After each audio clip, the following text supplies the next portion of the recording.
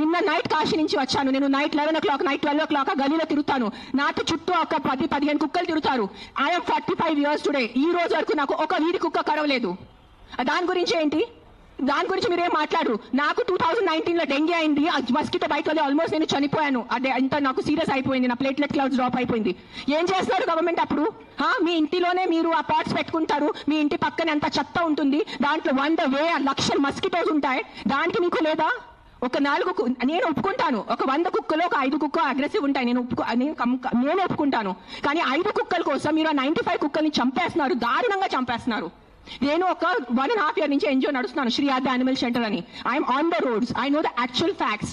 I know how many people are being bit by dogs. I know how many accidents are happening. I am talking numbers. If you don't believe me, open your phones. If you're educated enough to open your phones and Google, please, for God's sake, Google how many people are dying in road accidents and how many people are dying of mosquito bites. దానికి ఏమీ లేదు, దానికి ఏం protest లేదు, దాని గురించి లేదు. కుక్కలు ఏం చేస్తారు మీ ఆ కుక్కలు వెనకాల పడి?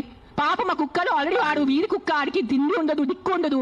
అది ఏదో ఒకటే భరించాలి, ఏదో ఒకటే చేయాలి. It is a system failure, it is a government failure. ఆ కుక్క బ్రతికేది 10 సంవత్సరం. దానికి మీరు సరిగా ఏబీసీ చేస్తే, బర్త్ కంట్రోల్ చేస్తే, వ్యాక్సినేషన్స్ ఇస్తే 10 సంవత్సరాల కుక్క చనిపోతుంది. దాని తర్వాత దాని కుక్కలకి పిల్లలు ఉండదు. You will eventually have a dog free society. దానికి ఏంటి? ఎందుకు కుక్కల్ని చంపాలి?